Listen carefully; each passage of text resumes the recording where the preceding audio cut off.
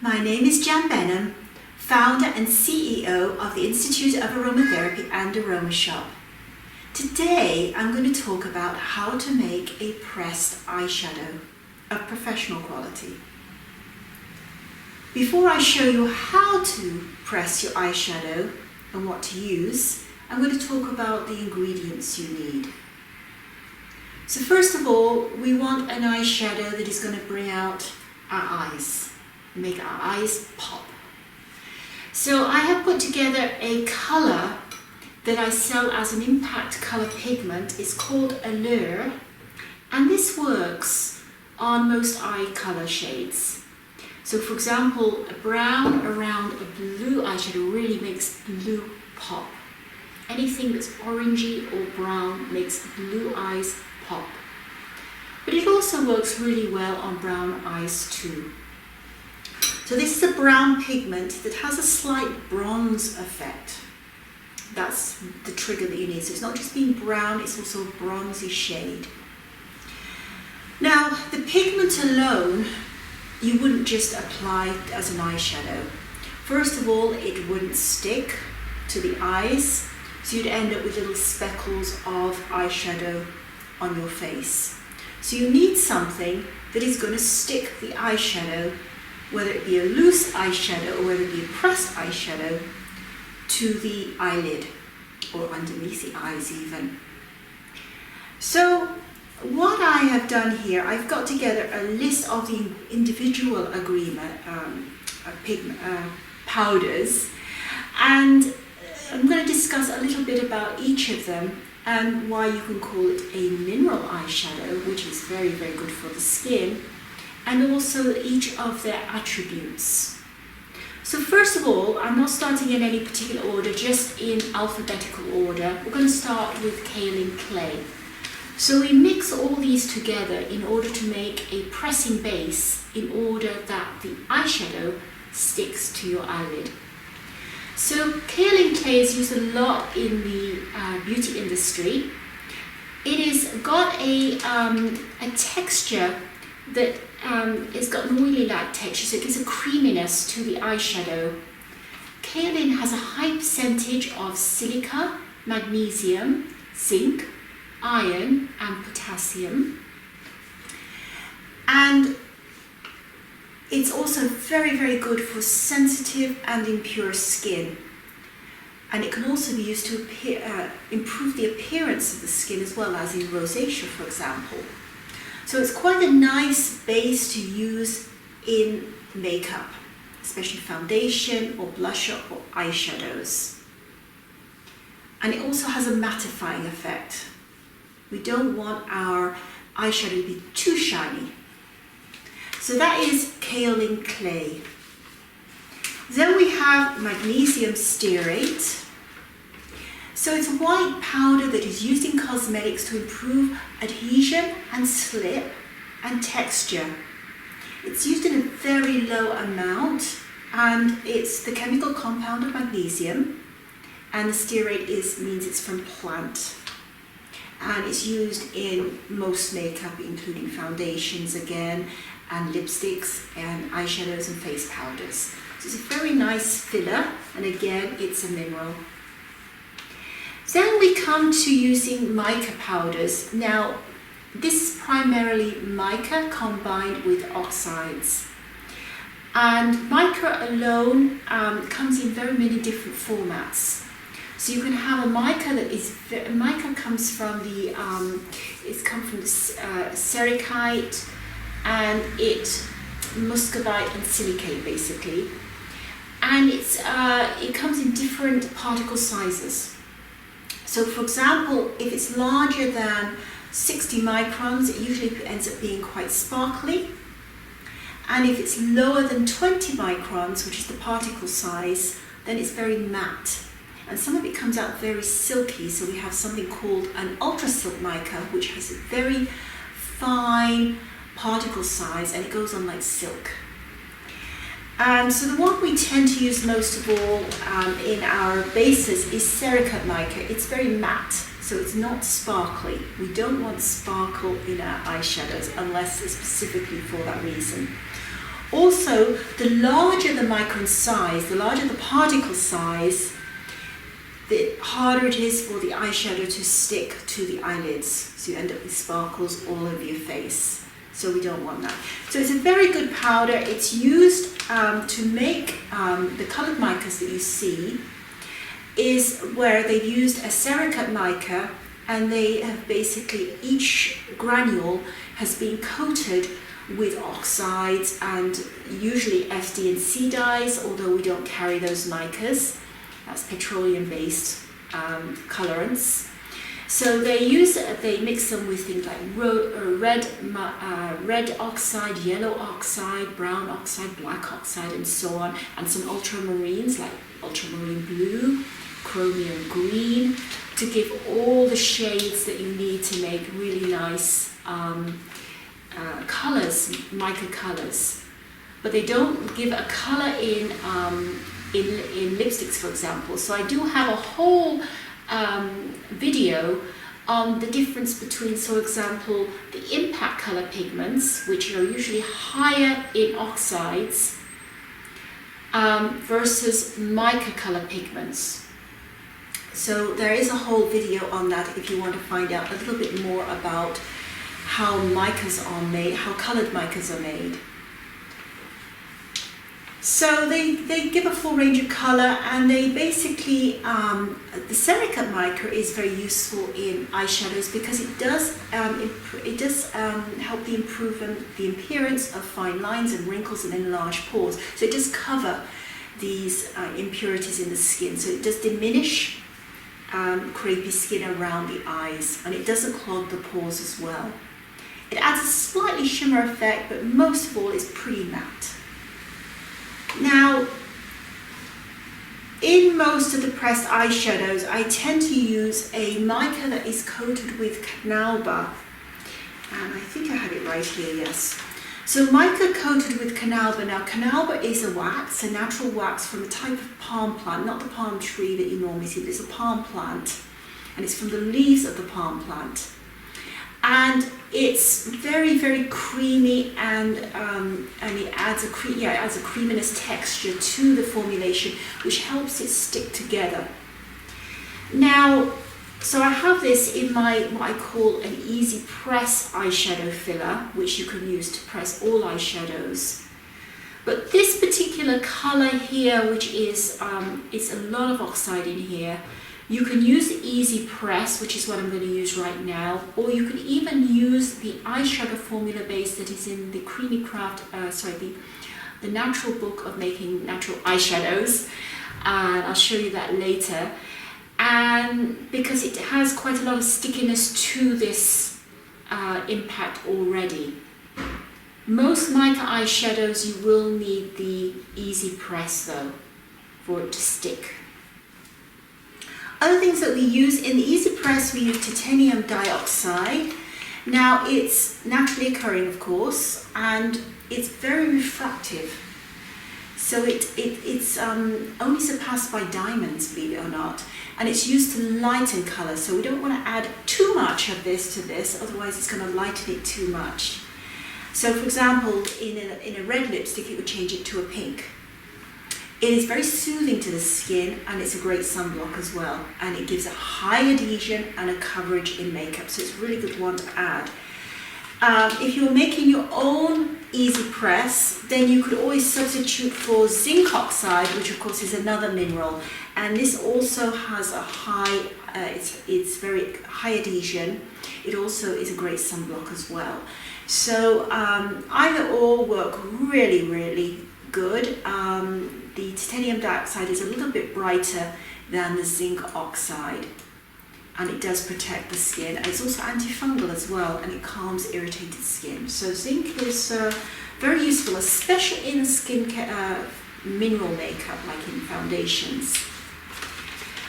Now, so we basically, how we work this, we mix up 2 teaspoons of a base. It can be a mica based, or it could be, this is an oxide based impact. We put 2 teaspoons, and then we mix a 1/4 teaspoon of the Easy Press. So today I'm going to use the Easy Press. but you can also use the regular eyeshadow base as well. So it's very low amount of white powder to pigment because it's the pigment we are wanting. Now, if you are mixing, it's ideal if you wish to use a coffee grinder, but if you don't have a coffee grinder, you can always use a mortar and pestle.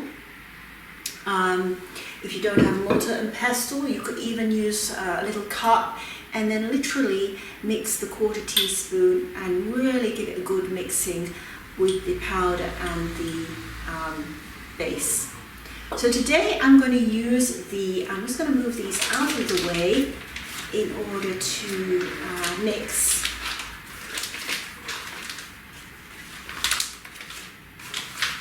There we go. They are all out of the way. So I'm going to mix up 2 teaspoons of this Allure pigment. I'm going to be quite generous with it because I want to make a few pressed eyeshadows today. It doesn't, you can start weighing things when you're dealing with larger quantities, but I find that you don't need to be too anal about the quality. This is a 1/4 teaspoon spoon, and I'm going to mix that into there. So that's the Easy Press eyeshadow with the titanium dioxide. And now I'm going to, oops, always when I'm trying to look at something, can't find it. There we go.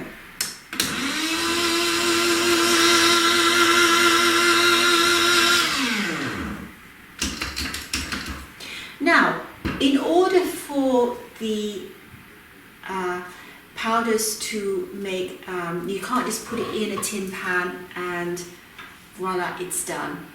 You need to mix it with a medium. So what I have here is Naturderm IL, which is it's made from coconut and sugar beads. It's like a silicone replacement. So there are other silicone replacements you can use. I've also used DiCaprio carbonates, but I still like this one the best. Also in my book, The Art of Making Natural Eye Makeup, I also use a cream, a mixing medium cream. But this is simple, it works, and it keeps the color true. So basically we mix the finished powder of the combination with the oil together. You're talking a few drops, and we'll discuss that. I'll show you how we mix that in a moment.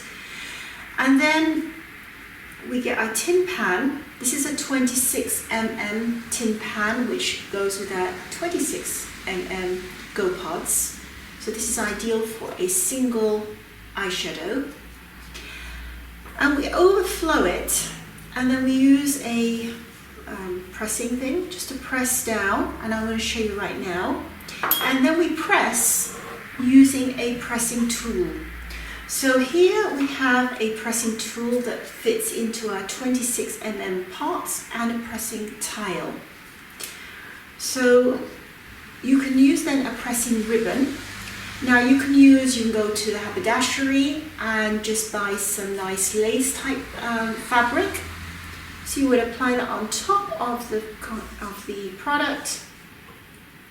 Put the pressing towel on top, and then you press down with your pressing tool, and then that should work quite nicely. Now you can use this. I like to use, believe it or not, just paper towel. And the reason for this is oily. And if by chance you tend to make it a little bit too oily, you don't want it too oily, this will just absorb the excess oil. So I find this very useful. It's also got a pretty pattern too. So I'm going to come back and I'm going to show you how I mix this up, okay? And press. So see you in a moment. Now I'm going to show you how we make the pressed eyeshadow.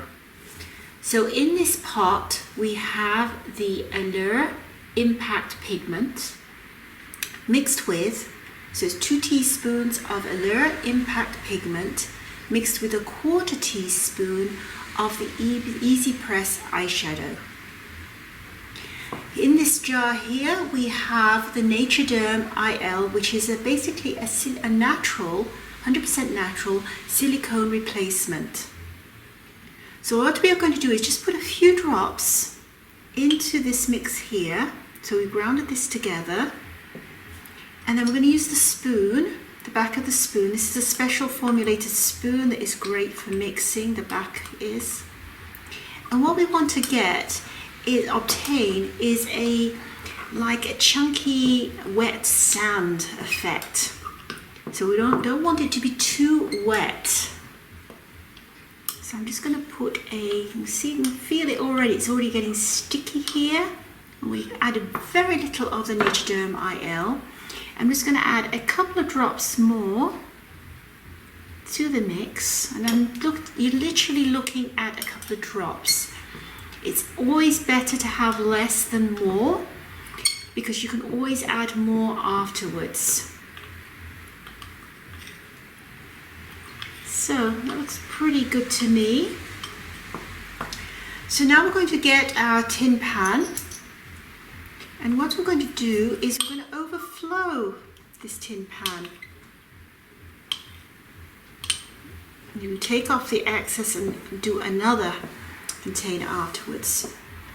So when we start here now, we're going to press down on the edges of the tin pan here, pushing down the pigment, the eyeshadow, mineral eyeshadow, into the tin pan. And then you can then go slowly on the inside a little bit more until you've got the whole area. So we end up with that. In order to press, you could use a texture from the haberdashery, and we can do that. I don't feel this is too wet. If that is the case, you could always use a paper towel, which also gives a nice finish, and it also gives the advantage of soaking up any if you put excess Naturderm IL into the mix. So today I'm just going to use this one, so you can see the different varieties, and place that on top. And then we have a pressing tool here, which I'm simply going to push down hard.